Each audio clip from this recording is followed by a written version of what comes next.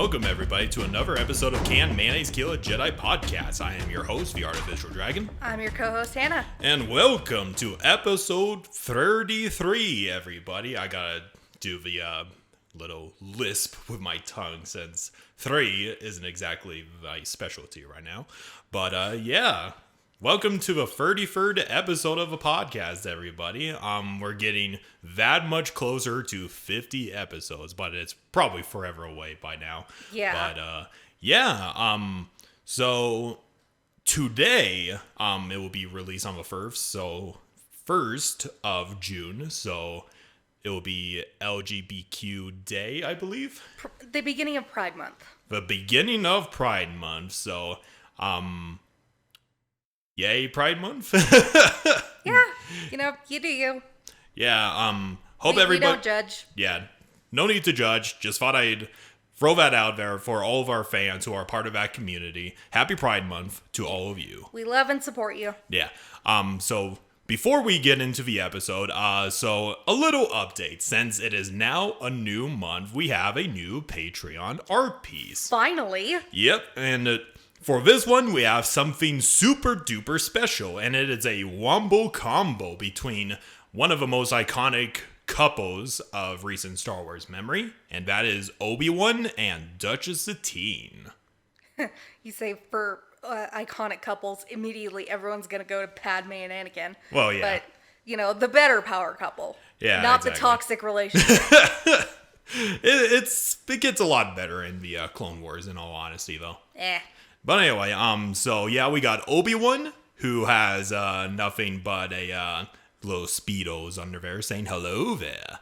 Yes. And we also have Duchess Satine under the light of the moon on Concordia, and she's got her exquisite beauty to show off to her negotiator. It's a very beautiful art piece, in my opinion. Yeah, the most beautiful one. Sexy and beautiful. Sexy and beautiful is the right way to term it. But yeah, this will probably be the night where Corky gets conceived. Yes, we both follow the Corky as a Kenobi theory. Yeah, that little fan theory. But just look at it too. Obi-Wan, Corky, shave off his beard, and they look practically identical. Yeah. Bullshit, she's his nephew. He's her nephew. But anyway, bullshit. But anyway, if you guys are interested in this nice, tasteful art piece, you know what to do. Go to my Patreon at patreon.com/canmayo. Once again, that is patreon.com/canmayo. And go ahead and contribute to the highest amount, which is $10. And you'll get these two, as well as every other Patreon art pieces that I've been sharing with the rest of the Patreon community for the past 6 or 7 months. Wow, I can't believe we're that far into this. Yeah, exactly. And if you're not interested in the tasteful art pieces or any fan service stuff, you can still contribute to the other tiers from minimum being $3 and the $5 tier. Regardless of which tier you contribute to, you'll have instant access to the Discord server where you could talk to us, recommend Star Wars topics, talk about general Star Wars lore, or show off your collection, and just share general memes here and there. My most favorite one has been the Kool-Aid Man Dirge one. Of course it has. As you know, everybody, if you watch the Dirge episode, I highly request that you take a shot every time I say Kool-Aid Man. Oh, God. Those of you who are old enough to drink. Yeah, old enough to drink. We don't condone underage drinking. Yeah, exactly. But anyway, so if you're not interested in contributing to the Patreon, make sure to subscribe to my channel, leave a like, leave a comment, anything that you can to ensure that, our channel gets the attention of the YouTube algorithm. That always helps super duper a lot. But once again, appreciate everybody's support and for everybody allowing us to continue doing episodes like this. Yeah, it gives us a lot of motivation to keep doing this. Yeah, it's been really fun, especially since we've been keeping up with a very consistent schedule as of late. Yeah. But anyway, so with that aside, I'm pretty sure you can foresee what today's topic is going to be, Hannah. Yes. We are talking about Force Ghost. Force Ghost. Probably one of the most obviously supernatural aspects of Star Wars, especially in the original trilogy and everything. Oh, yeah. Yeah, that iconic quote. Okay, Force Ghost didn't appear until, like, Empire Strikes Back, technically. But Obi-Wan, that legendary line where he's all like, "You can't win, Darth. If you strike me down, I will become more powerful than you could possibly imagine." That foreshadowing. Yeah, really very good foreshadowing. Very good foreshadowing. And of course, we hear his voice. Probably Luke Skywalker's dementia working up, but as a kid likes to call him, he's bipolar Skywalker. Oh, yes. But yeah, we will be he gets talking it from his dad. Yeah. You're not wrong. It runs in the family. Oh, hell yeah. Especially with Kylo Ren and everything. Oh, yeah. But anyway, memeing aside, so yeah, we will be talking about Force Ghost. Probably one of the most simplistic / complicated aspects of the Star Wars mythos, quote unquote. It's simple in the way you think about, just ghosts are a thing. Yeah. But then you add the Force to it, and it's like, this makes it a lot more complex. A little bit, but if I'm going to be completely honest, this will be a more shorter episode. Like, I wouldn't doubt if it, reached 30 minutes at max. Or maybe a little bit longer. I don't know. I might surprise myself. That's fine. But yeah. I wanted to relax this time. Yeah. It's just going to be a nice little chillax episode. I don't have much photos to share because, it's a simplistic topic to talk about. So we're just going to have a nice little discussion. But first, I'm going to have to explain what Force Ghosts are and everything. For those of us who do not know. Yeah, exactly. So, Force Ghosts, as most things are in Star Wars, they go by a multitude of different names. They're called Guardian Spirits, Jedi Apparitions, Sith Spirits, and I believe Jedi Spirits, and Ghostly Manifestations. It just makes it easier to say Force Ghost. Yeah, exactly. I think in the new canon of Star Wars, they're called Force Spirits. Why change it? Just say fucking Force Ghost. I know. That's just one of the things I saw in the Wikipedia article, where it's just a different name and everything. But surface level naming aside, so a Force Ghost, it's technically a Force ability, Force Pull, Force Lightning, the whole shebang. It goes under the category of control. The control aspect of a Force, which is centered around the body and mind, and it is a way of achieving eternal consciousness. Oh wow, that's cool. Yeah. So a Force Ghost is described as an individual coming to terms with their death, but at the same time would preserve their identity instead of becoming one with the Force. Yeah. So, it's the general aspect is, whenever somebody dies, they literally, any life form, whether it's, the smallest of insects or the largest of crit dragons, that sort of thing, their soul, so to speak, just becomes one of the Force. Okay. So, think of, it's completely cease to exist. Yeah, just completely cease to exist until they, reincarnate into a different being or something. Okay. Like the Buddha aspect and everything. Yeah. The idea with Force Ghosts is that in a particularly powerful individual who has a strong connection with the Force, they just have a way of maintaining their identity after death. That makes sense. Yeah, and they don't exactly become one with a living Force. They technically still become part of a living Force, but they're still them, if that makes any sense. A little bit. It's like they keep themselves. Mm-hmm. And there are actually, there are a handful of ways for somebody to become a Force Ghost. I thought it was only, specifically a ritual or something. Well, enlighten me, please. From my lore research, there are a couple of ways of becoming a Force Ghost. So basically, it's traditional amongst the Jedi to allow themselves to become one with the Force because, the main idea of a Jedi is death is a natural part of life, and I am one with the Force and everything. They accept death. But if that Jedi passes away, but they think that it's not exactly their time to go into the never realm of the Force, They're like, nah, dog, I'm not ready to die. And the Force is like, Basically what we think of ghosts here. and the Force is all like, understandable, have a good day. The Force is just okay with it, like, okay, cool, man. I'm pretty sure it's like a few amount of individuals amongst the Jedi, because as I mentioned, It's probably rare. yeah, it's extremely rare. I'm just going for the basic aspects of becoming a Force ghost and everything, but I'll go into their history more and more. So that's one method. Another method is the individual doing a selfless act of a sacrifice, that sort of thing. Like when Darth Vader yeeted Palpatine into the reactor pit, that's a selfless sacrifice. Oh, wow. Yeah. And of course... That makes sense. Yeah. Kind of that redemption arc, so to speak. And then after they pass away, they redeem themselves and become a Force ghost. That's cool. Yeah. Though there are more esoteric means, like within the certain Jedi holocron, another method of becoming a Force ghost can be achieved by assimilating one's cells into the state of pure energy. Interesting. So I'm just imagining they're just superpowering their metachlorians within their bodies, and the moment that they die, they just elevate into a different plane of existence that way. I know it's super duper complicated, but yeah. That's too complicated. Now my brain hurts.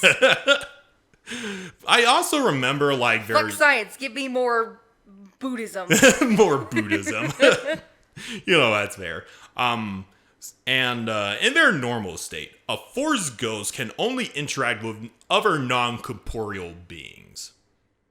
Okay. So the only way they could interact with the physical realm would be via manifestation, whether it's like a disembodied voice, or through dreams, or through visions, or if they're powerful enough, they're a representative of what they were in life. Okay. So it's not like every Force ghost can just manifest on a whim. They kind of need to anchor themselves to somebody who's powerful in the Force in the physical realm. That helps make a lot more sense. Which is one of the main reasons why you always see Force ghosts right next to Force users and not just anybody else. Duh. But yeah, it's like the let me see. And they appear in a multitude of different forms, like a floating milky gray mess of energy.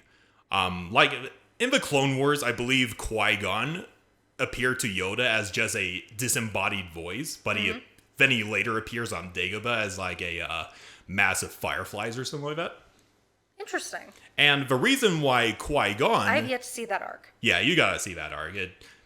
It basically goes with Yoda's arc on how he learned how to become a Force ghost. I'm working on it.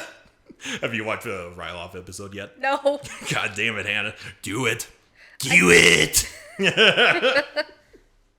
I'll watch it tonight. Okay, cool. But yeah, anyway, Qui-Gon, he doesn't exactly fully manifest as a Force ghost in like his early days, because when he died, as you notice, he didn't exactly fade away and become one of the Force. His body was still there. He dead as a doornail. He did, but his training to become a Force ghost wasn't exactly completed, so to speak, which is why... But he still had that little hang on there. Yeah, he still had a little hang on there, which is... And if you also notice in, like, episode 2, when Anakin slaughters the Tusken Raiders and everything, Yoda just hears Qui-Gon being like, Anakin! I was gonna say that. That's that cool little detail. It's like, he's still... there, he's watching, he knows. But he's not strong enough to physically interact with Anakin and everything. Yeah. So it's like, hey, Yoda, this is not good. And then, of course, later he goes to Yoda in the Clone Wars and tells him, hey, bitch, becoming a Force ghost is real. Cool. Yeah. So, though there are... Okay. So apparently there's like a certain time limit for people to stay as Force ghosts, because it kind of depends on how powerful they are, I would reckon. Because, okay, I'll go into some examples later, but I've read some brief descriptions. Like, there's this novel series called From a Certain Point of View. It's an anthology series which follows, like, Obi-Wan. So in New Hope, remember when Luke goes back to his farmstead and sees his family burned to a crisp? Yeah. And those skeletons are terrifying. Oh yeah. And Obi-Wan was just chilling while R2-D2 and C-3PO are, burning up the Jawas and everything. Mm-hmm. In that instance, in between Luke going to his farmstead and coming back to Obi-Wan, he was actually communicating with Qui-Gon as a Force ghost. Really? Yeah. Holy shit. And it kind of describes Qui-Gon's point of view, the name of the title and everything. Mm-hmm. As a Force ghost, he could see both the past and the present and the future all at once. Wow. Like, he saw Obi-Wan as that young Padawan that he fought alongside on the blockade of Naboo and everything, and that he trained. He saw him as the veteran of the Clone Wars, and he saw him as the old man he is right now. He saw all of those individuals wrapped up into one. Wow. So, the Force ghosts, I wouldn't quite call them omnipresental beings, but they do have that same level, to speak. That's really cool. Yeah, it is pretty cool. And when Luke came back to Obi-Wan, it's described that Qui-Gon can literally feel the sorrow and grief that Luke Skywalker radiated off of him. Well, yeah. Especially because he's strong on the Force, too. Mm-hmm. And then, so there's like a certain time limit because obviously Force ghosts can't be there every single time for everybody. They like kind of appear they don't walk the earth. Yeah, they don't walk the earth. So, there's like a certain time limits. Like, they can only be with a certain somebody who's strong in the Force for a limited period of time before they go up and become a part of the Never Realm of Force and everything. Yeah. Well, let me see. So though there are some indications that maintaining the form of a Force ghost is temporary, as it is described as an intermediate between life and death. After a certain amount of time, the Force spirit will have to move on to the Never Realm of Force, that sort of thing. Yeah, makes sense. And then, so in canon, I believe, it is predominantly a light side ability. Like, literally only Jedi could accomplish this. Well, Swator says no, fuck you. Yeah, that's kind of one of the things, like, for any George Lucas purist, it's basically, no, only Jedi can become Force ghosts. Sith? Nah, no way. Why the fuck not? I think it's just that idea. They're just as powerful in the Force. It's kind of the idea. Okay, let me actually read you a quote of a cut dialogue between Yoda and Qui-Gon. I'm calling bullshit. Because it's really interesting, and it does a good explanation of why Sith can't easily become Force ghosts. This is cut content from Revenge of the Sith, keep in mind. Okay. Yoda, failed to stop the Sith Lord I have. Still much to learn there is. Qui-Gon voiceover. Patience. You will have time. I did not. When I became one with the Force, I made a great discovery. With my training, you will be able to merge with the Force at will. Your physical self will fade away, but you will still retain your consciousness. You will become more powerful than any Sith. Yoda. Eternal consciousness. Qui-Gon voiceover. The ability to defy oblivion can be achieved, but only for oneself.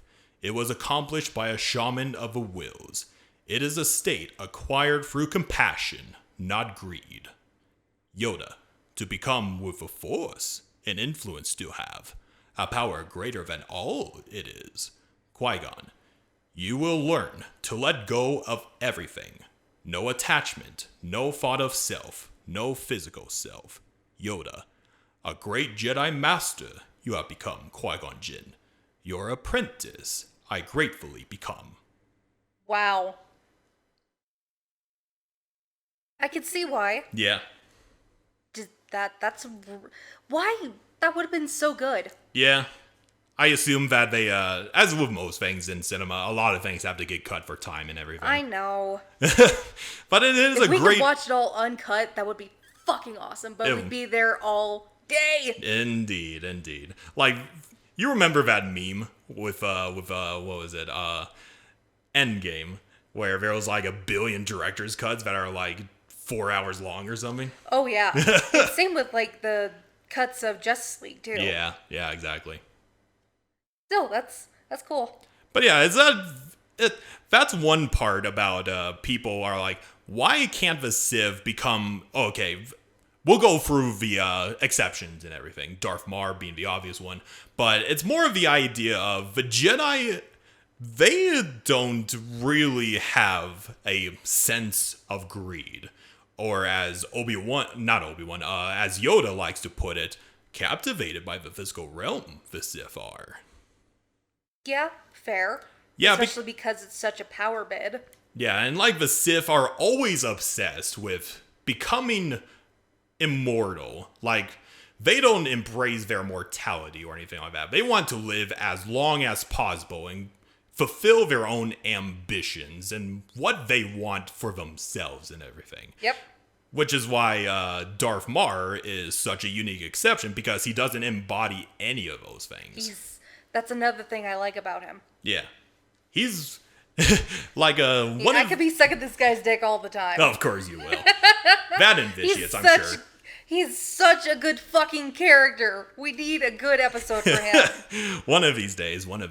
Shot. Take another shot.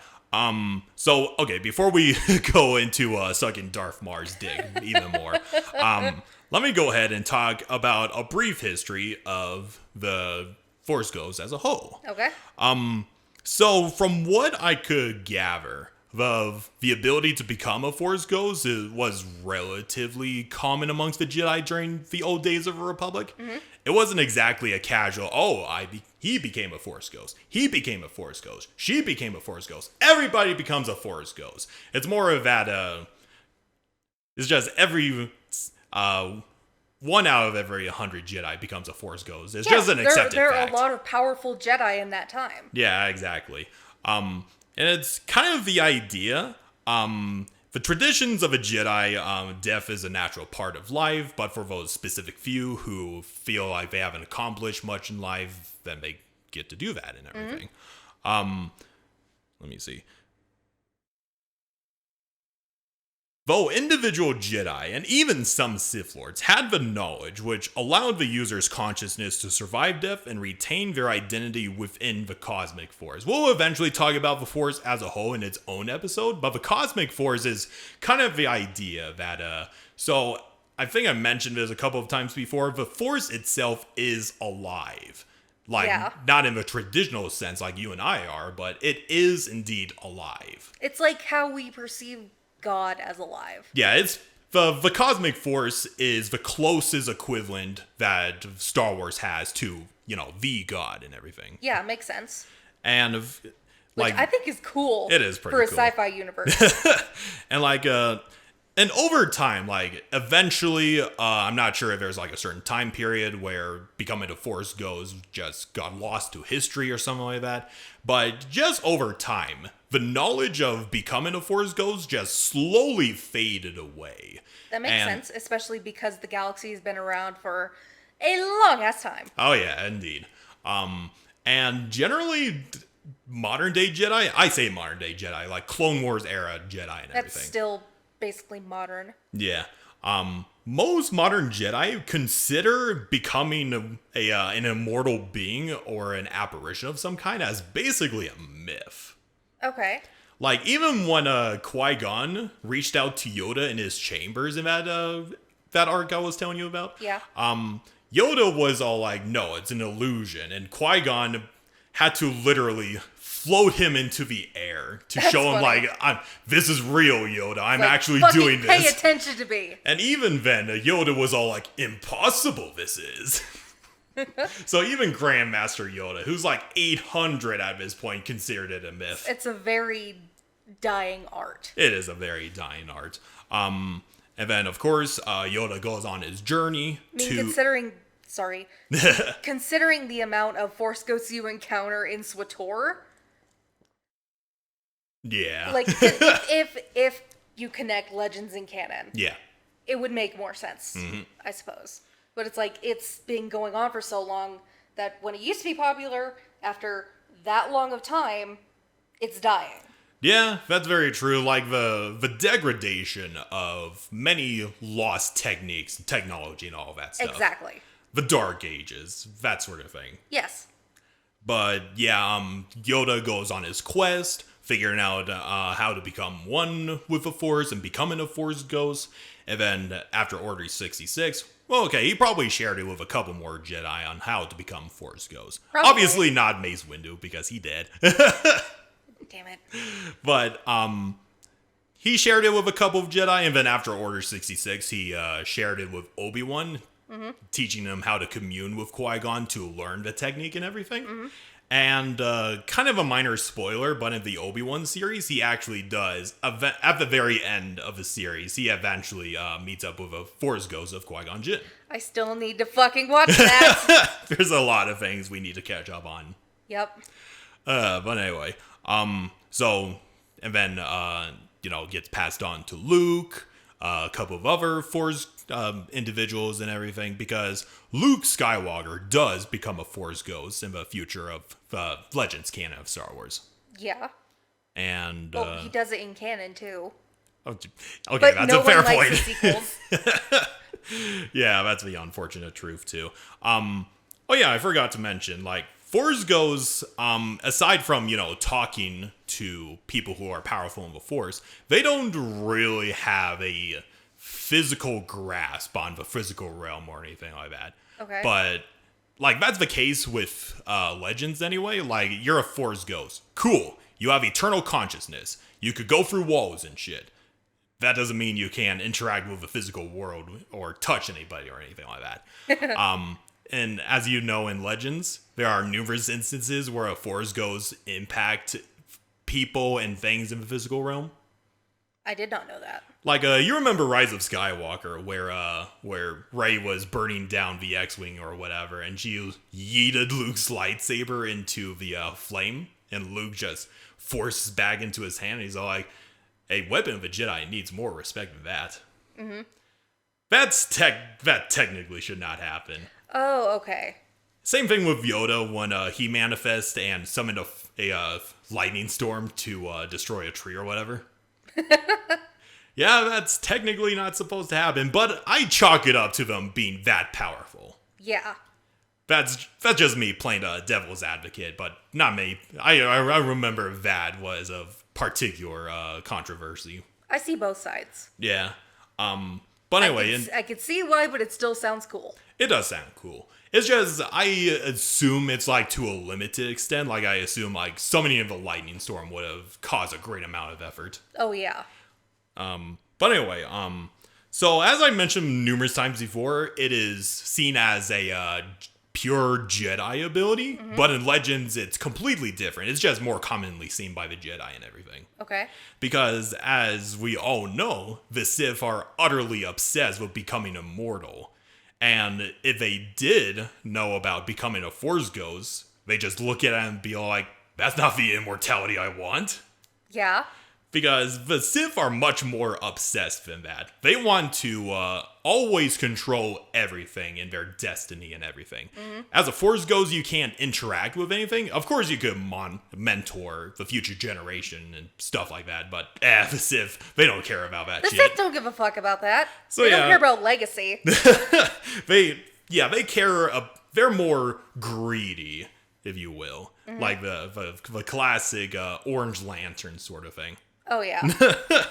But the basic idea is Larfleeze. Yeah, Larfleeze. Thank you for reminding me about the name. So yeah, as I mentioned before, the basic idea of the Sith, they're always selfish, and they don't want to give up their individuality and become one with the Neverrealm of Force, because, as you know, with Force ghosts, the Jedi are more about giving up their individuality and thus becoming Force ghosts, because they're doing a selfless act and everything. Yeah. The Sith, on the other hand, they're all like, death is cringe, I don't want that shit.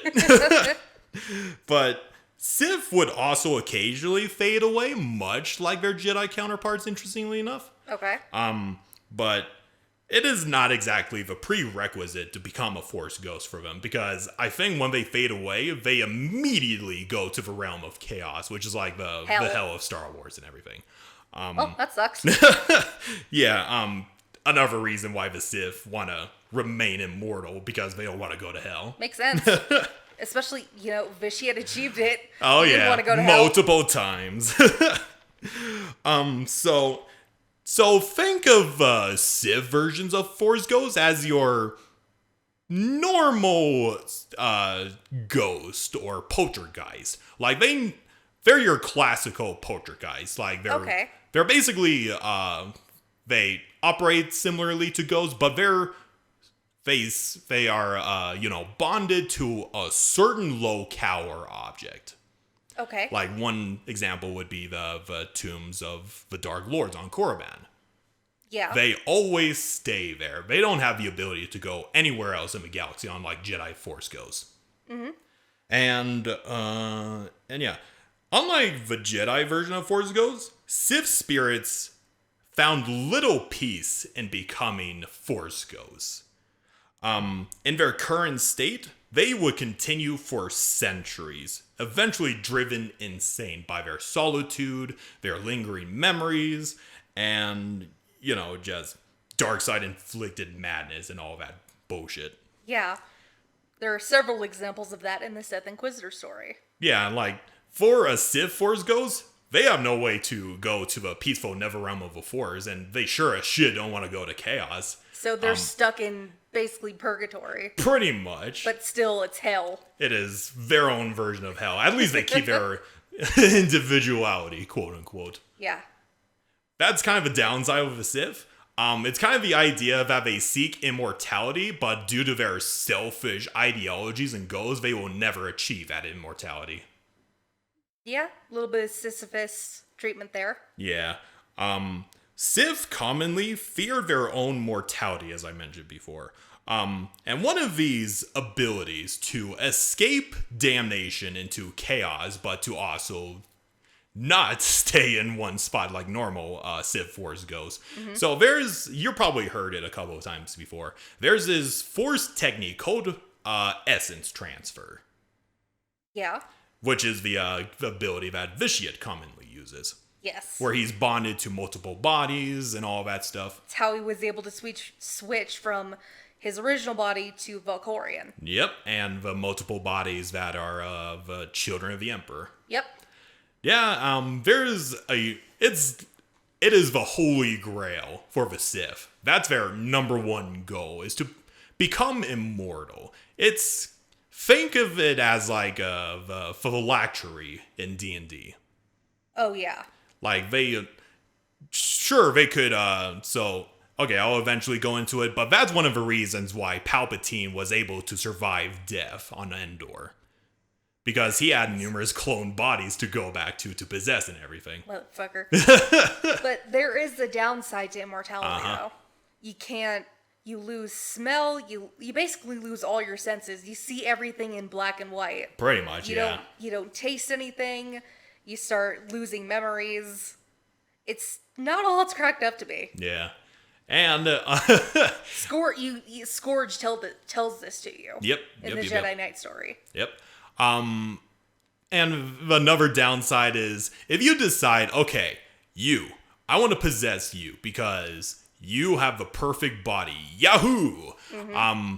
If the person ends up possessing the wrong person who has a strong enough willpower to resist them, there is a good chance that they just get ejected out of the body and they have nowhere else to go, so they just go immediately to chaos. Oh, shit. So yeah, the essence transfer, immortality, Yahoo! Just be careful of who you possess. Well, Palpatine was smart. Because he had several clone bodies. Yeah. And another downside with that method is that clones, as we know, the clone troopers don't live that long. Nope. So yeah, and I think it's also, I remember this being a lore detail, like the Force has like a specific time limit. Like they've found out about Palpatine going into multiple clone bodies. They're like, oh, you're using a vessel. Up the time. Oh, shit. So it's essentially like, okay, I live in this clone body for 10 years. Nope, now you live for 5 seconds. Because the Force is kind of a petty asshole and everything. Yeah, makes sense. It's like, if you're going to stick around here, you have to follow by my rules. Yeah, exactly. And of course, you're probably mostly familiar with this one. Okay, before I go into that, most Sith perform a minor aspect of imparting their mortality and everything. Like, you've encountered several Sith holocron in the SWTOR campaigns and everything, right? Yes, I have. There is, so it's kind of lore accurate that a Sith that creates their own holocron to pass on their knowledge or safeguard their knowledge and everything, they impart a small piece of their soul into that holocron. Makes sense. So, yeah, in a sense, those representatives of those holocrons are an aspect of that Sith Lord that created them. Yeah, you meet one in the Dark Temple, in the Sith Inquisitor. Or, no, any class that goes to the Dark Temple. Yep. It's a little side quest. And then there's an ancient force technique learned by the ancient Sith named Ergast. You probably remember the name. Yes. And this technique is called Force Walk. Yep. And basically, if you'll probably correct me on this, but it's basically the idea of forcibly bonding Force ghosts to your body and using them as a power source. Yep. You nom on Force ghosts. Nom nom nom nom nom nom. Ergast is the first one you eat. Yeah. Excuse me? Or quote unquote bind to you. Yeah, and I assume like most of his knowledge has been lost to time and everything. Yep. The ancients if were OP as hell. But even as you go around collecting these ghosts, you know, pulling a Grievous just on ghosts instead of lightsabers. Another addition to my collection. It risks you going insane and letting the ghosts devour your mind. Yeah, that sounds pretty accurate. There's a downside for many of these. There's a downside to everything. Yeah, that's the unfortunate thing. It's what you have to trade for power. But you're just lucky that you come across a certain technology that can fix that. Yee! Want to take a guess at what that one is? You'll probably have to remind me since you're the SWTOR expert. Ricotta technology. Aha, yep, I thought so. Yep, you have to rebuild your body with the mother machine. Mm-hmm. And that is the canon explanation as to why the near-human races exist. The mother machine created them. Yep. The Zabrak, the Chikuruda, the Zabrak, the Twi'lek, and the something. I'm missing it. Well, don't urge yourself. But yeah, Legend's explanation as to why those races exist. Yeah. Well, that's its whole other issue, but I know, another ricotta shot. Another ricotta shot. When we eventually do a ricotta episode. But now that we got all of that out of the way, let's kind of discuss about the individual examples of Force Ghosts, because a lot of these stories I remember at the top of my head, and they're kind of interesting. Mm-hmm. So Anakin Skywalker. I was trying to figure out where this certain short story was, but I assume it's like the same novel, the point of view and everything. Mm-hmm. So in the events of Return of the Jedi, when Luke Skywalker confronts Darth Vader at the Death Star and everything, it's through the point of view of Obi-Wan, who's just watching the entire thing. Mm-hmm. And at first, Obi-Wan has this idea like Anakin, Vader, he's not going to be redeemed, he's a monster, that sort of thing. Mm-hmm. And he was just kind of surprised when Darth Vader yeeted Palpatine into the reactor pit, and he's like, holy shit! What the fuck? Holy shit! Anakin is back, y'all! That's... In his last moment, too, Obi-Wan was probably ecstatic. Oh, yeah, absolutely. And it goes into this brief little detail where Anakin's spirit is about to go to the Netherrealm of the Force, but mm-hmm. Obi-Wan manages to intercept him. And they have this little brief conversation, and Obi-Wan, long story short, tells him how to become a Force Ghost, and he was able to be redeemed to the light side and everything. That's cool. Yeah, so even in his last moments, Obi-Wan beamed a huge bro to Anakin. Well, yeah. Mm-hmm. And then after that, this is all in that particular story is canon, if I'm not mistaken. This next story is completely Legends. Actually. There's going to be all of that. Even as a lore expert, I get a lot of things wrong. So, anyway, moving on. So in Legends, this is a couple of years after the Battle of Endor, where the New Republic is dealing with Thrawn and everything. Leia's trying to help create the New Republic, lead it, and everything like that. Yep. I can't remember where exactly it takes place, but Leia's just chilling in her living quarters one day. Well, actually, no. She was going back into her living quarters, and she saw this apparition waiting for her. And she saw this as this youthful-looking man. And she's all like, who the hell are you? And the man, stands up, and he's all like, I'm Anakin Skywalker, your father. That's just like, what the fuck? And Leia was all like, you mean Vader? And Anakin's like, no, I've been redeemed. I'm no longer Darth Vader. I've come back to make amends with you, Leia. And I've done some terrible things, but I've been redeemed, and I'm asking for your forgiveness. And Leia was all like, fuck you, I'm not going to forgive you. Well, yeah. She's all like, after the shit she went through? Yeah, after all the shit that you have done as Darth Vader, plunging the entirety of the galaxy into pain and suffering and making everybody suffer and everything, and the part that you played in destroying my planet of Odoran, and Anakin was very grieveful. He was very depressed from this, and he's like, I knew this would come to this, but I have a very limited time in this realm, and I want to make a connection. Your brother, Luke Skywalker, he forgave me. And Leia just looked at him, and she was like, I could have forgiven you for all the things that you have done. Blow up my homeworld. But I will never forgive you for torturing Han Solo. Wow.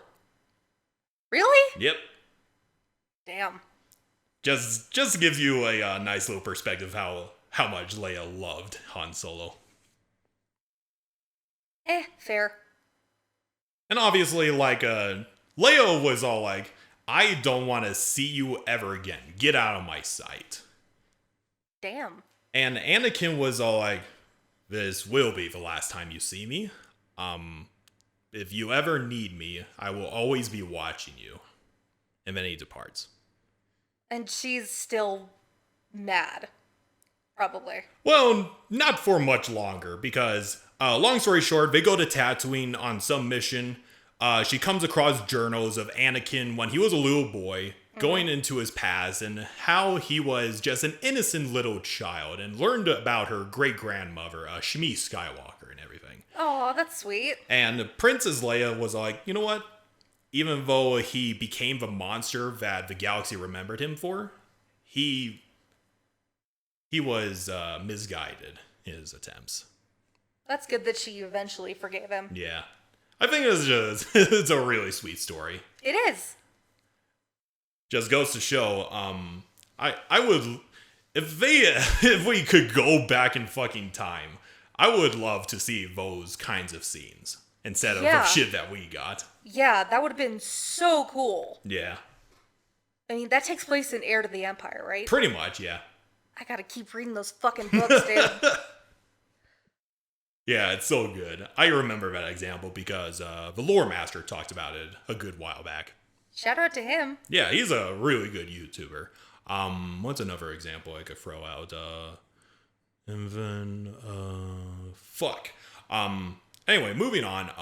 And then, of course, we have the more unique exception, Darth Maul and everything. Yep.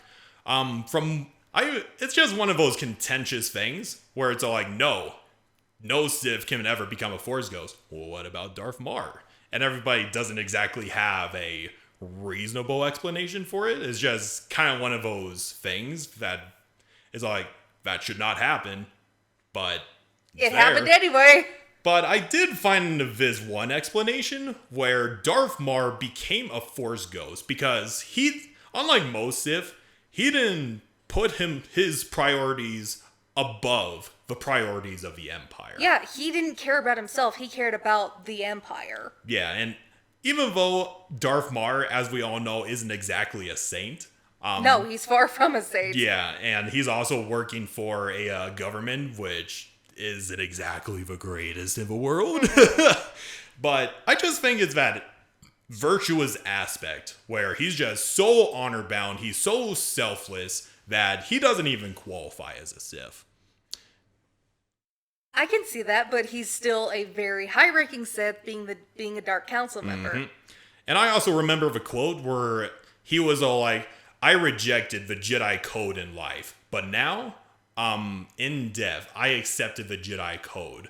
The Force is, death is the Force, and it has a plan. Yeah, I remember that. It's so badass. I'm just looking at that explanation and just thinking to myself, you know that skit from Family Guy where Osama bin Laden is about to get gunned down and he's like, I accept Jesus Christ as my Lord and Savior, and then he goes to heaven. Oh, shit. I'm just imagining Darth Maul is like that, but with the Force instead. Well, I mean, he sounds like the type.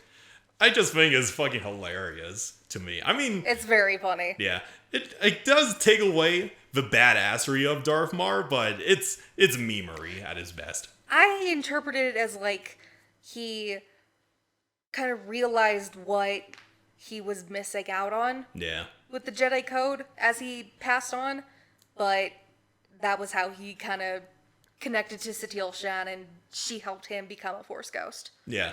But like he was hanging on a little bit like Qui-Gon. Pretty much. Oh yeah, another example. There's an individual called Ajunta Paul. He's basically the very first. He's the leader of the Jedi exiles that were exiled by the Jedi Order, and they went to Korriban. One of the first Sith. Yeah, Ajunta Paul. He is also a more noble individual than your normal Sith, and he pretty much got backstabbed by his compatriots when he wanted to lead them into a new era of prosperity and everything. Of fucking course. And I think it's like a side mission of the first Old Republic game, and Ajunta Paul was he had a lot of regrets. He regrets where the Sith have gone down. Wow, that's surprising. Yeah, this empire of backstabbing, of murder and debauchery, all of this stuff. But he has no way of going on peacefully into the afterlife because he is bonded to the tomb where he was placed in as a Force ghost. And he doesn't exactly forgive himself or anything like that, but through certain options, through Revan, they basically convince him that he should move on to the afterlife and get his peaceful ending, which he eventually does, and he passes on peacefully to the Neverrealm of the Force. Okay. Cool. So at least another individual Sith Lord got his happy ending. Let me see. Other examples. Luke Skywalker was... Well, yeah. Yeah. Another example in Legends, anyway, is Luke Skywalker goes to one of his descendants in the Legacy era of Star Wars 130 years after the Battle of Yavin. Holy shit. He goes to his descendant, who goes by the name of Cade Skywalker. And he's kind of... Take a shot. We'll eventually cover Cade Skywalker. He's kind of a really interesting character. He just has a lot of regrets. He saw the Jedi Order go extinct again, and he was picked up by pirates, and he was forced to become a pirate and everything, and lose the way of the Jedi Order and all that. And Luke Skywalker would just manifest and kind of lecture him about going back to the path of the Jedi and everything. And it's kind of tragic because Cade Skywalker wants to run away from his past and everything.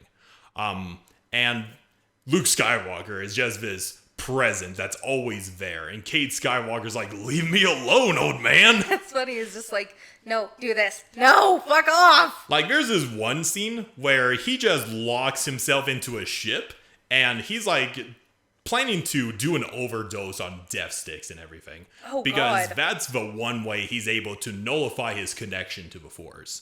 And Luke Skywalker was lecturing him like, is it really necessary to do that? you could do much better than you currently are right now. The conscience on your shoulder. Yeah, and eventually Cade Skywalker loses his patience, and he reaches for his gun, and he's like, "Leave me alone!" And Luke Skywalker is all like, "You can't kill something that's already dead." And Cade is all like, "Really?" And he points his gun to his head. He's like, "Go away, or I will." Oh, God. And that's when Luke Skywalker obviously fucked off. Well, duh. Yeah, Cade Skywalker, he's God, a really dark. It is really dark. Wow.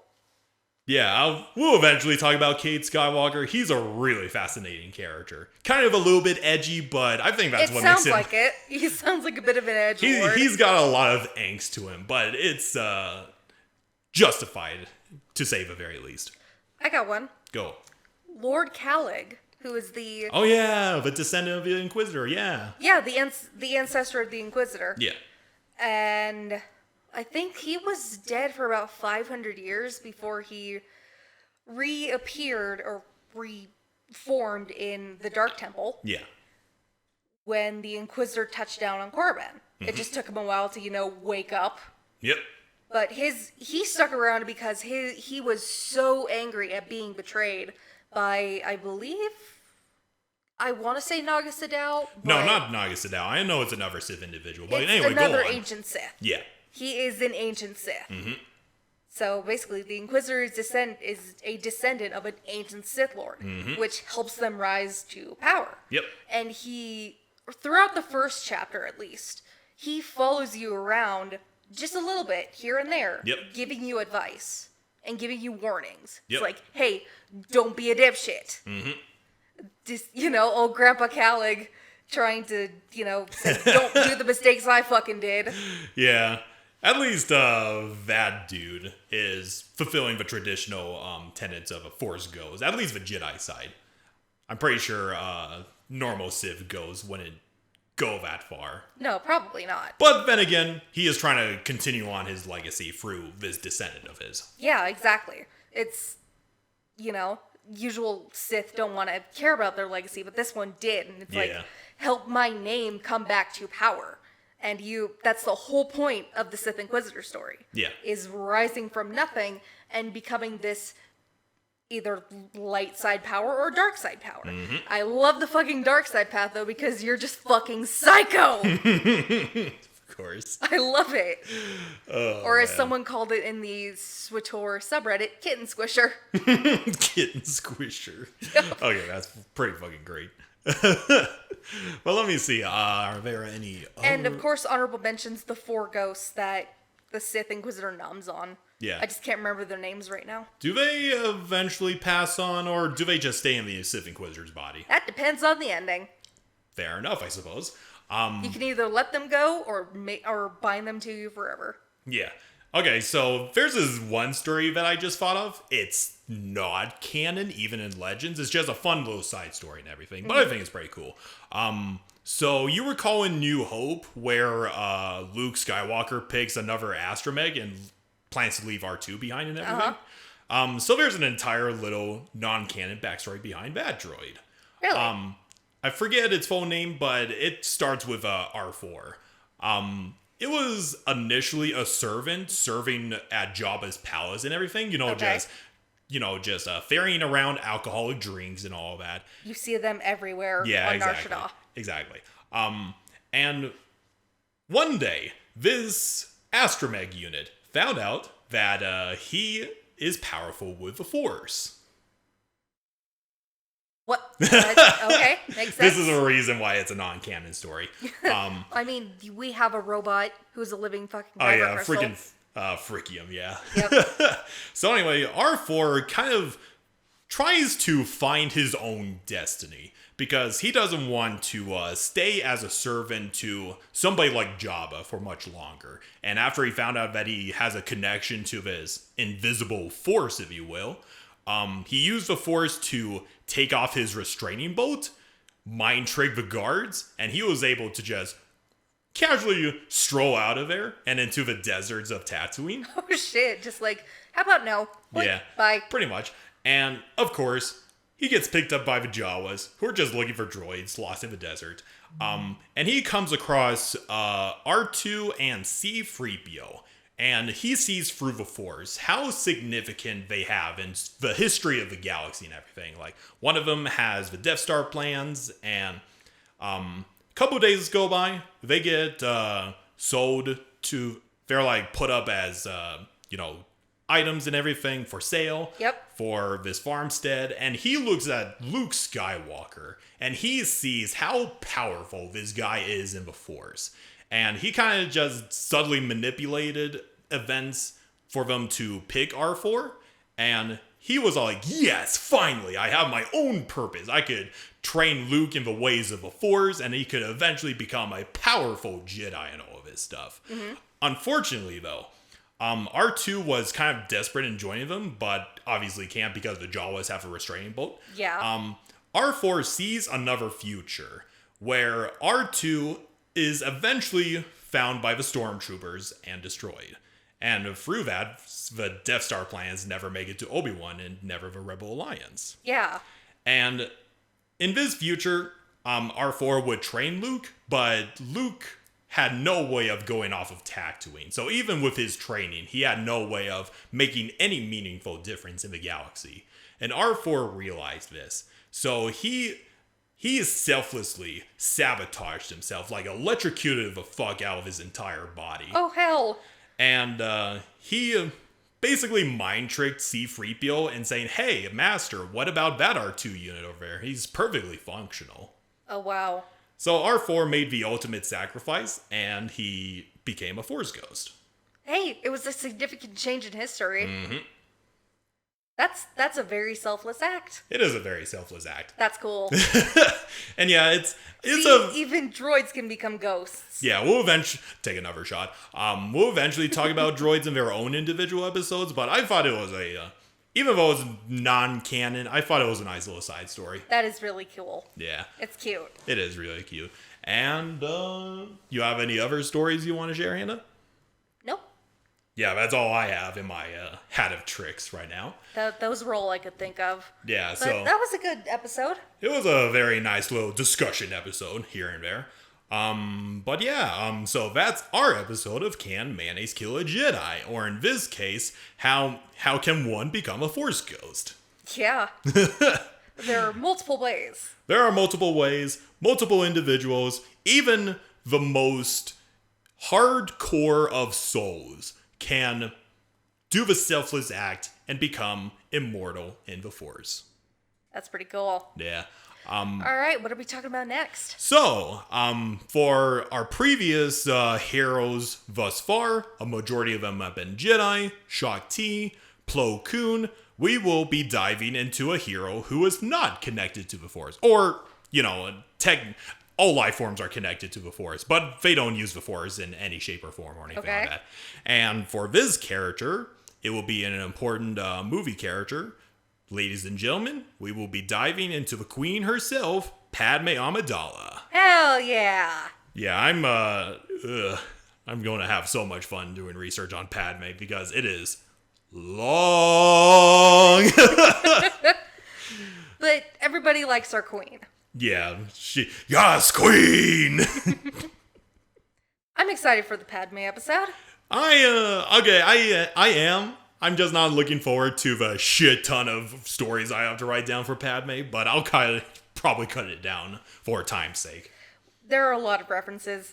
Hey, feel free to look them up yourself. Yeah, exactly. But anyway, I hope you guys enjoyed this episode of Can Mayonnaise Kill a Jedi? Once again, if you have any topics you would like us to take a look at in the future, put them in the comments below. And for higher priority, you could go to our Patreon, put them in the Discord, and we will make sure to get on that as soon as possible. Make sure to ping us. Yeah, exactly. And you got any closing statements, Anna? Happy Pride Month. May the Force be with you. May the Force be with you. And may you live long and prosper. Bye-bye. Bye-bye.